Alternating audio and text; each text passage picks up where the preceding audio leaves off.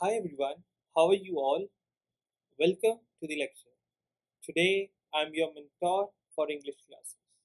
Today we'll be dealing with such a stuff which has never been discussed or talked about, whether online or offline.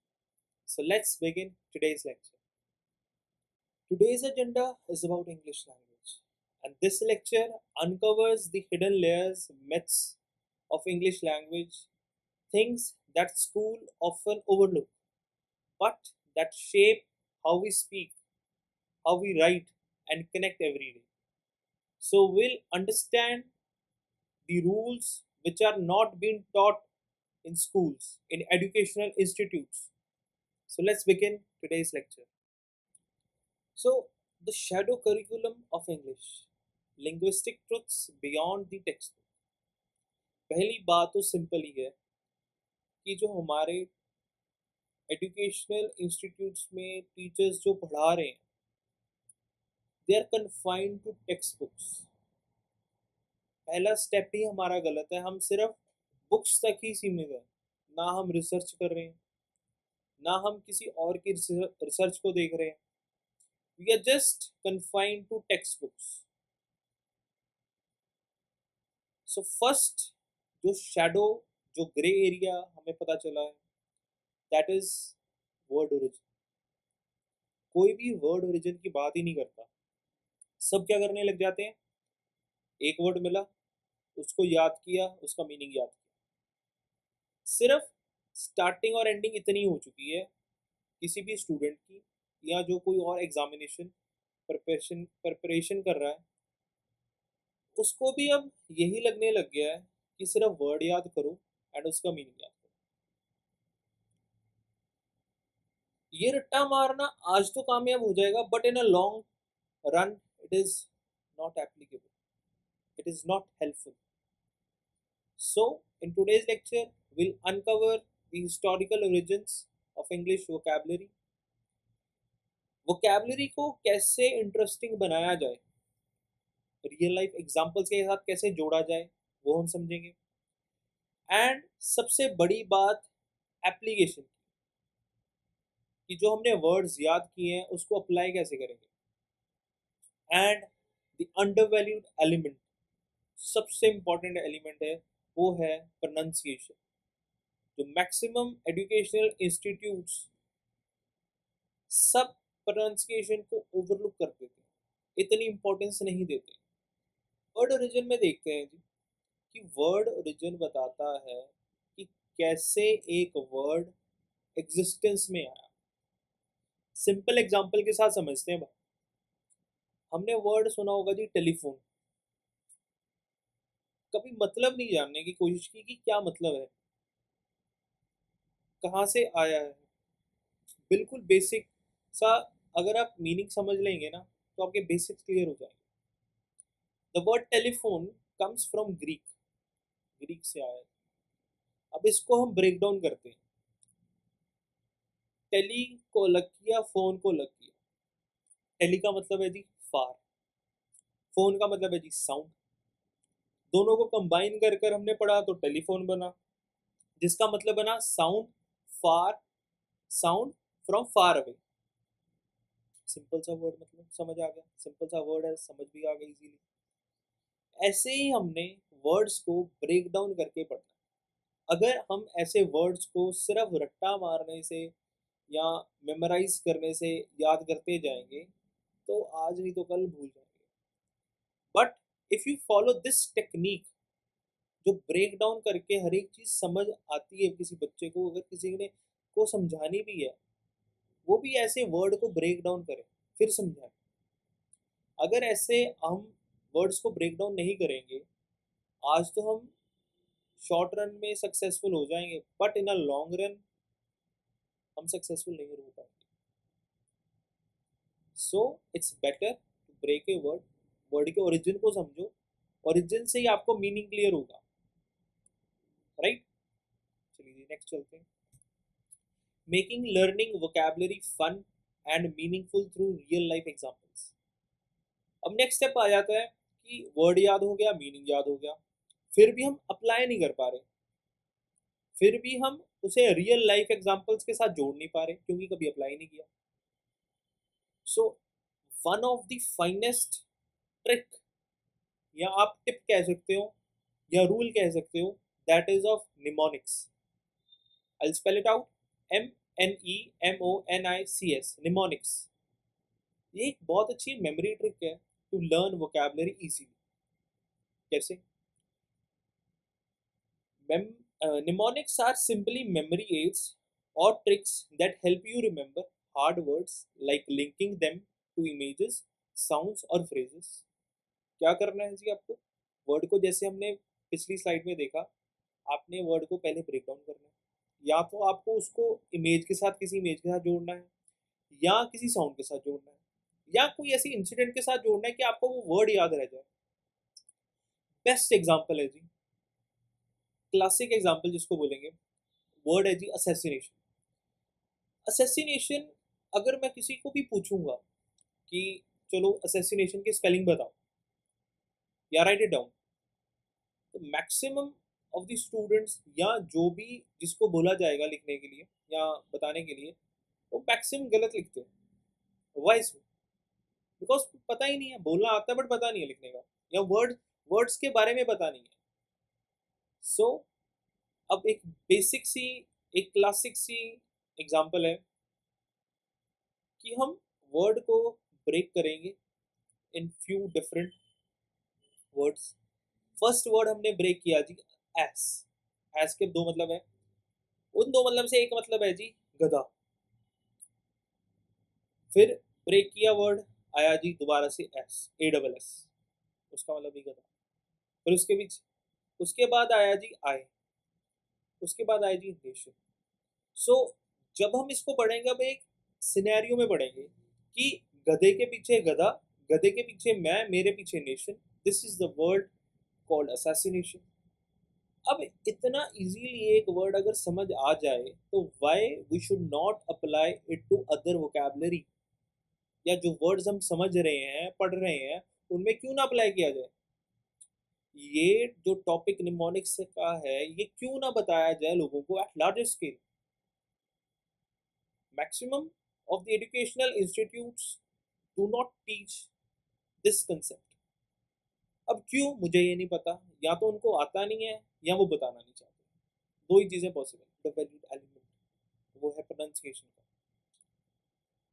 Most of the educational institutes do not give importance to the concept of pronunciation. Pronunciation के बारे में कोई बात ही नहीं करता, and it is very important. अब क्यों इंपॉर्टेंट क्यों है? इट इज़ इम्पॉर्टेंट बिकॉज जब भी आप किसी के साथ कम्युनिकेशन कर रहे हैं, मतलब बातचीत कर रहे हैं, तो you can express your emotions, feelings clearly.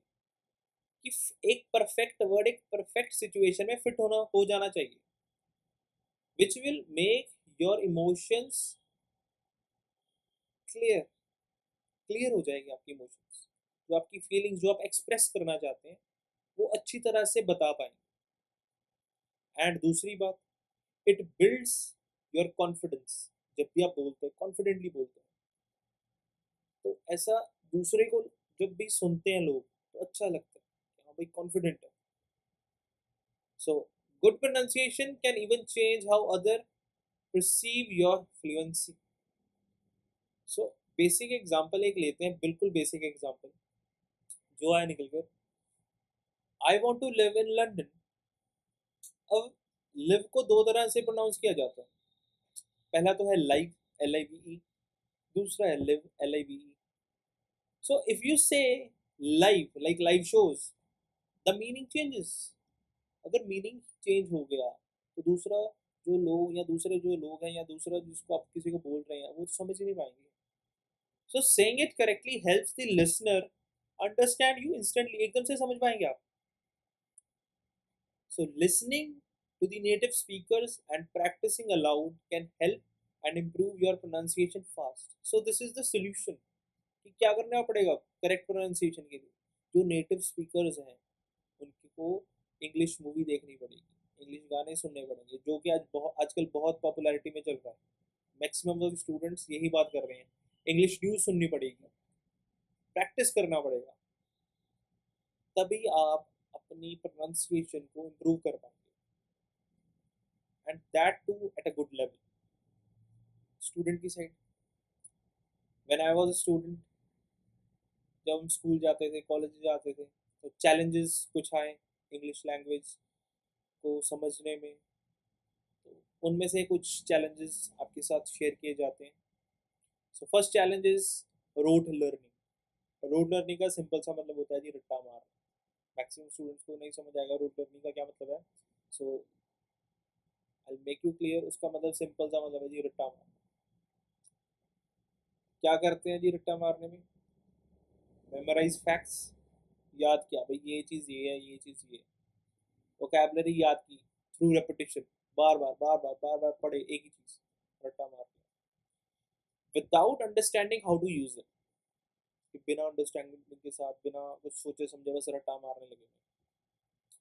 And why it is a problem? क्यों प्रॉब्लम, क्यों रट्टा मारना प्रॉब्लम है? Why? Students may pass exams but cannot use the knowledge in real life। Real life में आप यूज ही नहीं कर पा रहे। आज याद किया, कल याद किया, परसों एग्जाम में वॉमिट आउट किया और उसके बाद भूल गए। तो रियल लाइफ एप्लीकेशन कहाँ पर है? इट किल्स क्रिएटिविटी, आपका रिसर्च रोकती है। जब भी आप रोट लर्निंग पे फोकस करते हैं तो आपकी क्रिएटिविटी खत्म हो जाती है। एक बेसिक एग्जांपल लेते हैं। स्टूडेंट ने याद तो कर लिया कि the past of go is went, go went gone होता है, तो ये चीज़ हमने याद तो कर ली है, बट स्ट्रगल है। क्या चीज़ स्ट्रगल है? एप्लीकेशन में, कि हम अप्लाई नहीं कर पा रहे। I went to the market yesterday, ये चीज़ बोलने में हमें समझ नहीं आ रही हम कैसे बोलें, झिझकते हैं हम बोलने में। सो ये चीज़ें क्यों हो रही है? क्योंकि हमें एप्लीकेशन नहीं समझ आई। कंसेप्ट याद हो गया बट एप्लीकेशन नहीं है। एंड सेकंड चैलेंज हमारे पास आता है जी, that is general and common challenge, fear of making mistakes. बहुत सारे स्टूडेंट्स डर जाते हैं जब भी इंग्लिश की क्लास चलती है या कोई और भी टॉपिक चल रहा होता है किसी और सब्जेक्ट के रिलेटेड, तो डर आ जाता है, क्योंकि नई नई चीज़ें सीख रहे होते हैं तो डर आ जाता है कि यार गलत ना हो जाए। So being laughed at by classmates, that is the biggest fear. कि मेरे दोस्त जो मेरे साथ पढ़ रहे हैं वो हंसेंगे मुझ पर, इसको बोलना भी नहीं आता, इसको समझना नहीं आता, तो समथिंग लाइक दैट। एंड जब भी टीचर्स करेक्ट करते हैं, and that too in embarrassing form, वो भी बहुत गलत लगता है। And due to these factors, student क्या करता है? चुप रहते हैं। 1 2 मार्क्स 10 मार्क्स जाएंगे, क्या फर्क पड़ेगा? जब क्लास में फर्क नहीं पड़ रहा तो बाहर तो फर्क पड़ेगा ही नहीं। You will not bother about that. Class में छोड़ दिया तो बाहर भी छोड़ दिया। सो if this thing if this thing constantly grows, बार बार चीज होती है, they miss out practice, practice करना छोड़ देते हैं। एंड इसकी वजह से स्टूडेंट्स में कॉन्फिडेंस लेवल बहुत कम हो जाता है। एक बेसिक सा एग्जांपल आपको शेयर किया है। स्टूडेंट कुछ कहना चाहता है that she goes to school every day, but उसको डर है कि मैं मिस्टेक ना कमिट कर दूं, वो बोल देता है शी गो टू स्कूल। सो दे से नथिंग एट ऑल। या फिर वो गलत बोलते हैं या फिर वो कहना ही नहीं चाहते कुछ। सो ये तो जो प्रॉब्लम्स हैं, जो चैलेंजेस निकल कर आए हैं, that is the basic challenges which are being faced by maximum of the students.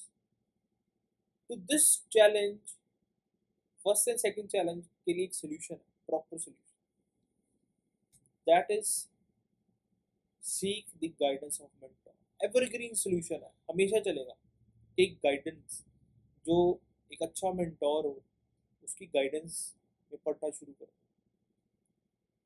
अपने एंड पे जितना भी समझ आए रिसर्च करो कि क्यों है, क्या है ये चीज़, व्हाट इज द टॉपिक, क्यों ऐसा हुआ, what is the rule. What is happening like this, ऐसा ही क्यों रूल चल रहा है। अगर ये दोनों चीजें आपने फॉलो कर ली, आई एम 100% श्योर कि आपकी जो इनिशियल जर्नी है टुवर्ड्स इंग्लिश आप सीखना चाहते हैं, वो सही ट्रैक पे चल पड़ी। So this was all for today's lecture, and in today's lecture we have understood how to start in a right track, कि जब हम कभी इंग्लिश पढ़ने जा रहे हैं कैसे हम स्टार्ट करें, क्या क्या हमें पॉइंट्स देखने हैं, and what are the solutions to it, जो हमने प्रॉब्लम्स फेस की वो कैसे सॉल्व की जाए वो हमने समझा। एंड अगर आपको ये लेक्चर अच्छा लगा हो तो ज़रूर कमेंट कीजिए कमेंट सेक्शन में, and share it with your friends, family members, and अपने ग्रुप्स में शेयर कीजिए, because it is an awareness video for every one who want to learn English from basics till advanced. So this is an initial step towards it, and ऐसे ही और lectures आएंगे, and thank you for watching the lecture.